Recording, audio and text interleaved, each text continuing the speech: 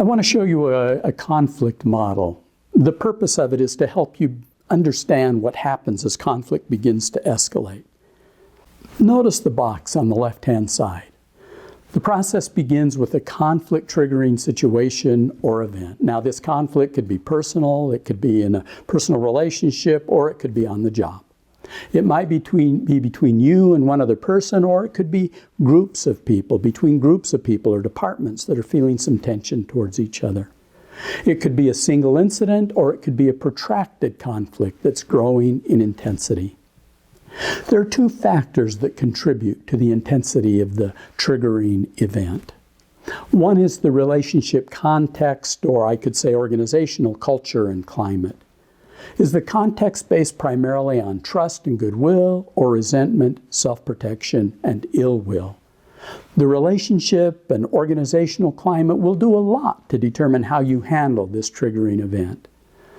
As I've said before, one of our tasks is to do as much as possible to foster trust and goodwill in our relationships so that we can enjoy the relationship and work effectively together. The second thing that contributes to the trigger are the phases of escalation. Conflicts don't come full-blown, they build up. And if we can be aware, then we can interrupt early the cycle. Makes it a lot easier if we can see what's happening, if we can be aware of those stages of escalation. So the trigger is usually a discrete event, or sometimes a series of events. When you know that things aren't right, you're recognizing that there is a conflict that's emerging, or you're in the middle of a conflict. So take a look at the diagram. The conflict or the triggering event triggers thoughts and feelings inside of you. It's helpful to be aware of your thoughts and feelings because they will determine how you're likely to respond. Remember, thoughts determine feelings, which drive behavior. In fact, the problem is not the trigger itself, but it's your thoughts. It's the meaning that you give the trigger that determines your feelings and behavior. Think about Adam. The trigger is poor performance of his department. But his thoughts or the meaning he gives this event will make an incredible difference. For example, how might Adam act if his primary thought is, "Oh no, my whole team has turned against me. I don't know how to recover." Versus, "Something's not right with my team and I need to talk to them to figure it out." Or suppose he thinks, "I really suck at this supervisory stuff. I need to get back to my old job." Versus, "Here's a chance for me to step up and really lead this team."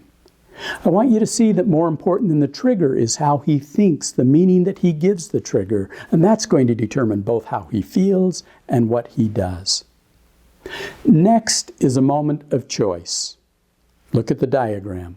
A moment of awareness and personal power when you make a decision about how to respond. It's so easy in the middle of a conflict simply to start reacting and acting out your negative thoughts and feelings. Instead, you want to learn to be able to step back and choose how to respond to the conflict rather than simply react. You want to use your awareness and your personal power to act in ways that will lead to positive outcomes. And in fact, there's a lot you can do in this moment of choice to put yourself in a good space psychologically to respond well to conflict.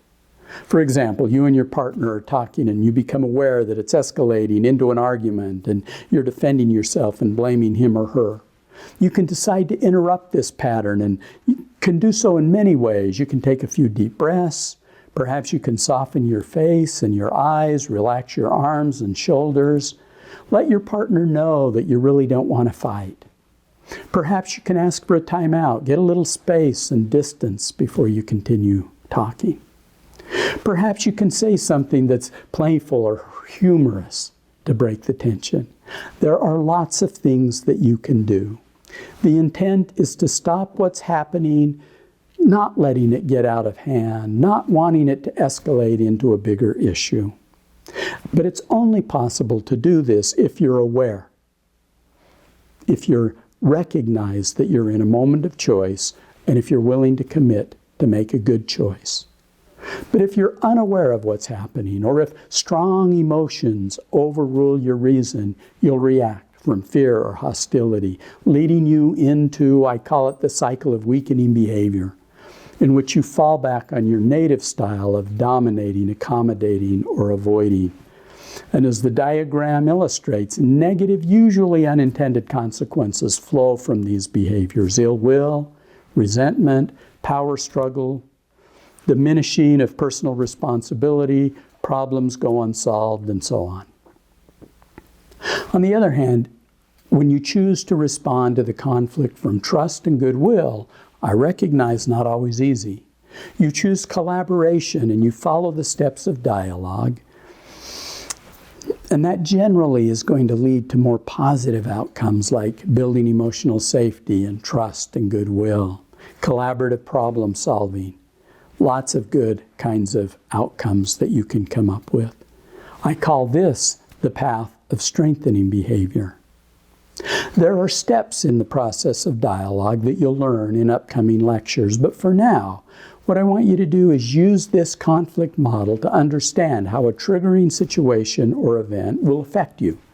Most important is recognizing that you make choices in the middle of conflict and that these choices are either going to lead you towards weakening or strengthening interactions with others.